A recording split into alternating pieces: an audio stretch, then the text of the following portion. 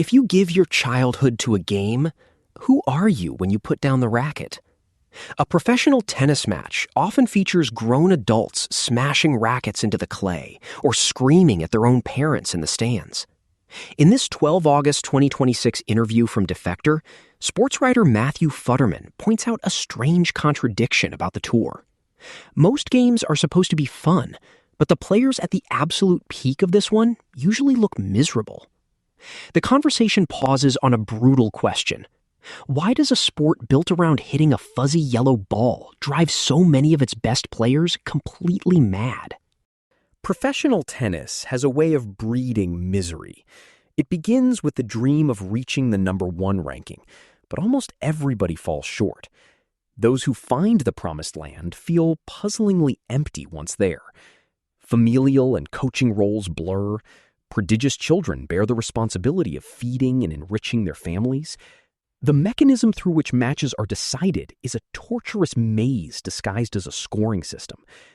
Tune in and you may see grown adults reaming out their support staff, family, the chair umpire, and themselves, tearful breakdowns mid-match, balls whacked out of the stadium, into the stands, or occasionally into a tournament employee's vital organ, rackets thrashed and mangled on the court. It's that last image which resides on the cover of Matthew Futterman's new book, The Cruelest Game, Chasing Greatness in Professional Tennis. With decades of covering professional sports behind him, Futterman wondered why tennis seemed uniquely taxing. It's a question with which he leads off the book. Why does this game seemingly drive everyone mad? By the end of its 329 pages, it seems generous to even call high-level tennis a game. Most games are fun. The current generation of top players and their families approach it more like life and death. As the tennis press dwindles and players withdraw behind agents and personal YouTube channels, Futterman has pulled off a coup of access. He's able to ask the top players about their hunts and the price of their lifelong chase. It can be a bleak scene. Zhang Qinwen tells Futterman about her father taking her on a long car ride under the guise of her doing a tryout with a new coach and leaving her behind. The coach had already agreed to take her on. Zhang was 7 years old. Tommy Paul recalls seeing parents beat up their children after losses in juniors. Those without generational talent are miserable, forever pursuing the standard of the blessed. The chosen ones often find that standard, but also spend a lot of their time being miserable. Oh, and having dedicated their lives to this sport, nobody knows who they are in its absence. Last week, I spoke to Futterman about the cruelest game, the cost of playing tennis at a high level, and how players can make their way through it. Our conversation has been lightly edited for clarity. How has the reception to the book been so far, and has anything about it surprised you? I think the reception has been pretty great. It's been incredibly gratifying to hear people who really know a lot about tennis reach out to me and say how much they've enjoyed it, how much I got right. That's really something.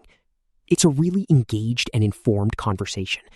It feels like it was the right book for me to write, and a book that comes at the right time, because a lot of the issues that I write about in the book seem very current with what's going on in professional tennis. That's been great. In terms of what surprised me, you write a 300-page book and you never know what little moments stick out to people. So it was very funny to see someone the other day took a photo of the page where I talk about Jannik Sinner not having a poker face and cheating at card games. That was doing the rounds in certain circles on the internet. It's always funny when that animal takes over. You start the book by asking, why does this game seemingly drive everyone mad? I'm curious how you arrived at that question. The thing I was seeing mostly in real time in my first years as a full-time tennis writer, I've been covering this sport for about 20 years on and off, was Naomi Osaka's struggles. I was wondering how long she was going to last. She seemed the most likely candidate to be the next burnout victim. She seemed to really be struggling with so many facets of her job, doing many of them seamlessly, but the attention part of it was really difficult for her. And she has obviously spoken very eloquently about what she has struggled with many times. Then Ash Barty quit in 2022. All of a sudden, number one, 25 years old. The parallel between that and Bjorn Borg, who quit when he was number 2 in the world and the same age, was incredibly striking. I started to look at it and think about things and look up people's ages. Having covered so many other sports, it seemed to me the thing that set tennis apart. In other sports, you just don't have people walking away when they're at the top, in the prime of their careers. The question became, well, why does this happen? Why is this happening over and over again in this sport? And why do we just accept it? Because it's not normal. We sort of talk about it and think about it like it's normal, but it's not. So that became one of the early driving forces to get at that question. But the flip side of that is, what does it take to survive it? And what does it take to thrive at it? And the people who do, what do they know that everyone else is trying to find out? The main dynamic was the great players leaving the stage and the younger players scrambling to both replace them and figure out what their secrets were. I found myself thinking about the title after finishing the book. This certainly is a cruel sport, but it doesn't even feel like a game. Games are supposed to be fun, and these players are treating tennis like life and death. That's sort of the juxtaposition of it. It is a game, it's a game that people play, but it's also a job. It's also a profession, and it's really hard. The book was getting to the core of what makes it so hard, and treating these players with the most dignity possible. These people are professionals at the top of their industry, and they're so young, so you get to thinking that they're girls and boys at play, but really they're women and men at work. They've been working at these jobs often since they were 6 or 8 years old. That's pretty intense. Something that really struck me while reading was how little control these people sometimes have in their stories, principally because they're starting so young. Reading that Mira Andreeva's mother fell for tennis while watching Marat soften, I was like, geez, Mira's temper never had a chance.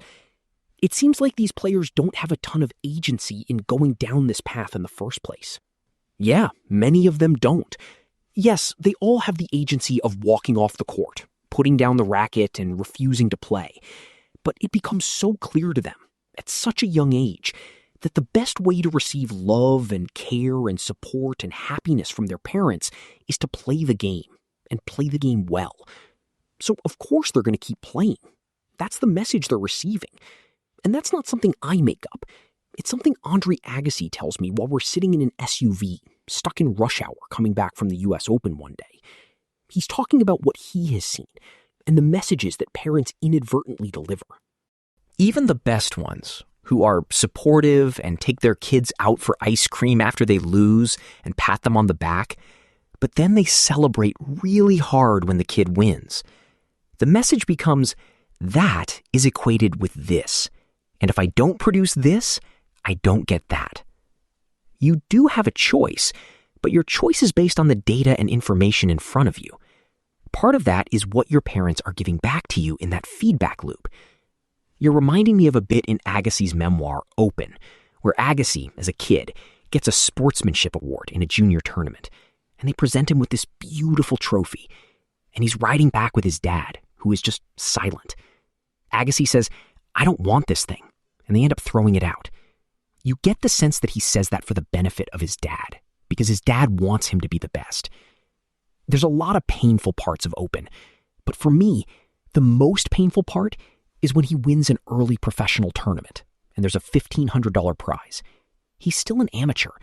He calls his father, he's 15 years old or something, and says, what do I do? And his father says, well, you take the money. You actually can't do anything else.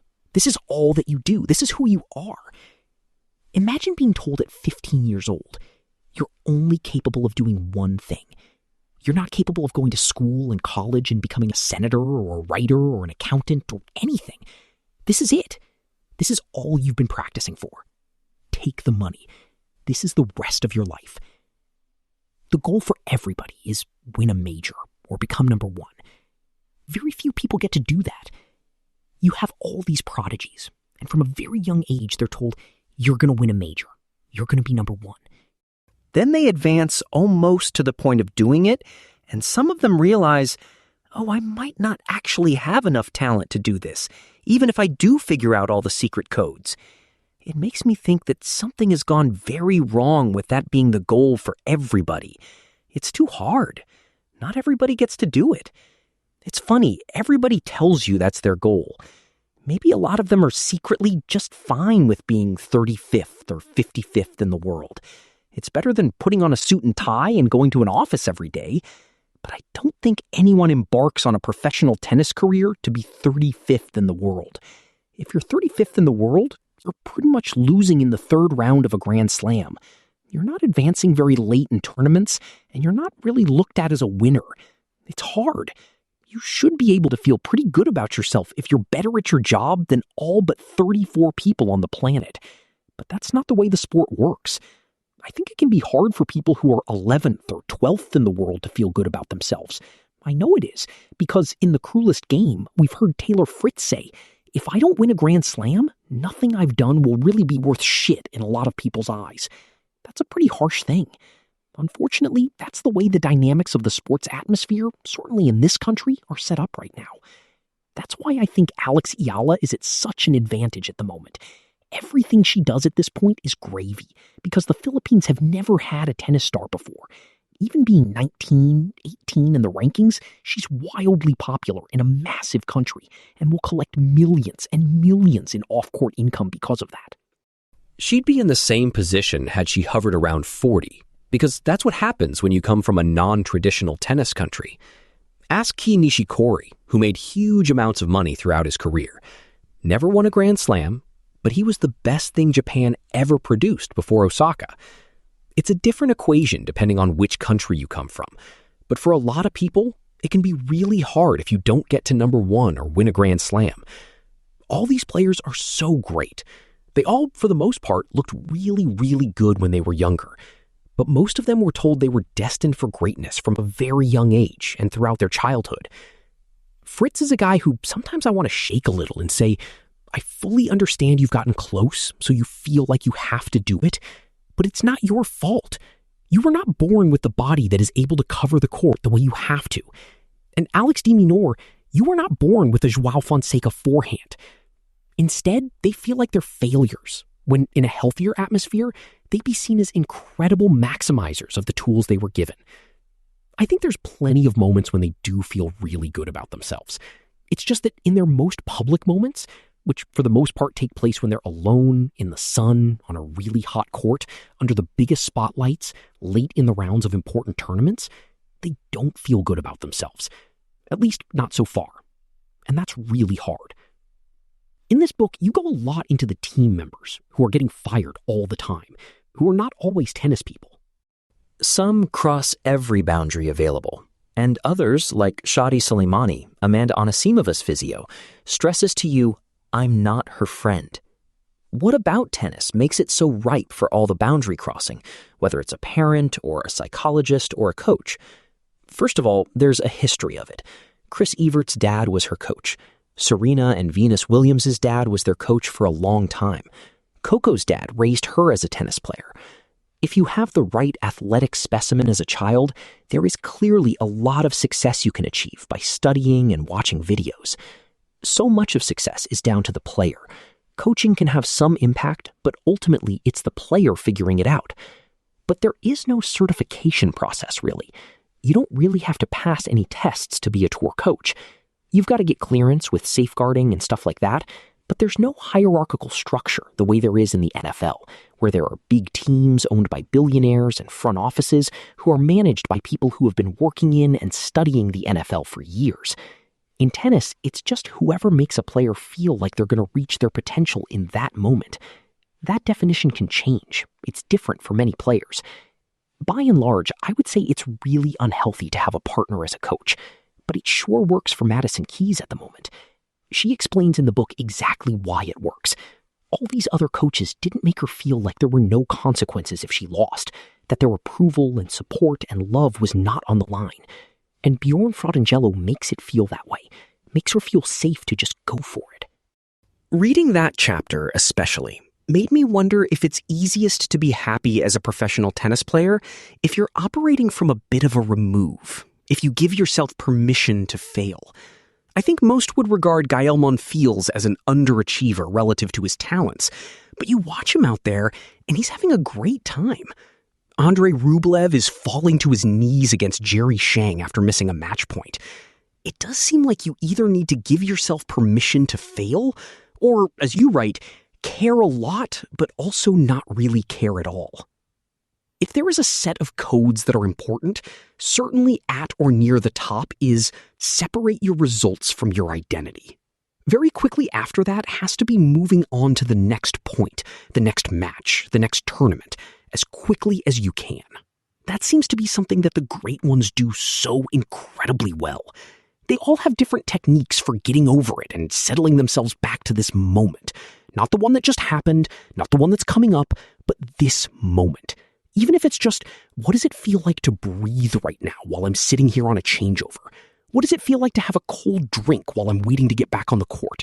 Really get back to, in a somatic sense, the feel of right now. Something tells me Andrei Rublev is not that great at that. Do the players talk to each other about how miserable they are? Sure. Listen to the players' box. They have plenty of complaints about it. It varies. I don't know how many heart-to-hearts Stefano Tsitsipas is having with Sasha Zverev at the Monte Carlo Country Club these days, but in some ways, they're all employees at a slightly dysfunctional company. They've got a fair amount of free time, waiting for matches, hanging around practice courts, in the locker room. What do employees in any walk of life do when they've got free time? Complain about the boss, or complain about so-and-so who got a raise, or make fun of this guy who got a Lululemon deal, who's ranked 32nd instead of me, and I'm 4th in the world. It comes out in different ways at different times, and sometimes there are those heart-to-hearts. Especially on the women's side, I would say. There are some players who are very close with each other. At the same time, I do think the women's tour is a more lonely existence in terms of camaraderie than the men's tour. I mentioned this in the book. Female players have told me this. A female player passes another female player in the hallway, and often they don't say hello, whereas men seem to be grabbing food with each other. They spend most of their time, especially at the top, with their teams. There's no question about that. But Tommy Paul had a lot of tennis player friends at his wedding. Those are some of his closest friends. Xing Chen-Wen makes a point of not making friends on tour. But after reading about what her dad did to her when she was 7, you hope she talks to some people about that. Yes, and I think she is. I know she is. She's had amazing success, had this injury, and hopefully she can climb back. It's amazing, given what she went through, that she is as bright a light as she is. I think that experience of being abandoned like that at that age, I would have to think that's going to crush a lot of people. After finishing the book, I did get a little existential. Is pro tennis a net negative for almost everybody? I saw you say in another interview that you're not really sure what could change, because you have to start young to be able to compete. But is there anything that can be done to change this? I think there's very little top-down things that can be done. The only things that will work is if you start seeing people have success who didn't follow the tried and true path of online school, academies, pro at 15, and have experiences of playing, at least through middle school, lots of different sports. But until something like that happens, I don't know that there's going to be much change. The data that parents receive is that this is the life kids have to follow in order to get to the top of the top. It would be great if Michael Zhang starts winning Grand Slams after 4 years at Columbia. I think Michael would be the first one to tell you, I think that's going to take some time, and we'll have to see. Like you write, Alcaraz has hit, multiple million more forehands than Ben Shelton just because of when they started. I did some quick back-of-the-napkin calculations. Alcaraz started incredibly young. Grandfather owned a tennis club. Shelton had his own advantages. Both had fathers who were professional tennis players, and Shelton's dad was a coach, but he liked to play football. In my life, I have never seen an athlete like Ben Shelton on a tennis court. Maybe he's the answer to the question of, what if Steph Curry chose tennis instead of basketball? Every tennis fan in America has imagined that while watching other sports, because we're such a big country, and the athletic talent in other sports is so ridiculous. That's why I find Shelton completely fascinating. You have everything. Great genes, unbelievable athletic skills and talent, can basically play any sport. The only issue is that he didn't really get serious about tennis until he was 13 or 14. I'm watching him against Jensen Brooksby the other day, and he's coming to net off a couple of those down-the-line forehands that curl right toward the middle of the court. Alcaraz is never, ever going to do that. Or maybe he'll do it once and then fix it, or figure out something else to do, or hit the half volley off the amazing passing shot anyway. Yeah, Ben hits some outrageously good shots and makes a lot of people gasp plenty. But it's just a matter of how much magic does he have in his hands right now, and how much can be injected into him through practice and training and experience over the next few years. What do you want to say about the book that I didn't give you the chance to talk about? What my hopes for the book are, and what success looks like to me. I've thought about this a lot because I write so much about players struggling with results and identity, and them judging their success on numbers. That bleeds into the life of a writer, especially these days, when it can come down to things like page views and minutes of engagement and book sales. I try really hard in all my writing to write not just about the sport, but also about the human experience. In a lot of ways, what I'm trying to focus on is the idea that if one person, one young tennis player reads this book, is helped by it, and feels a little less lonely, all the work was worthwhile.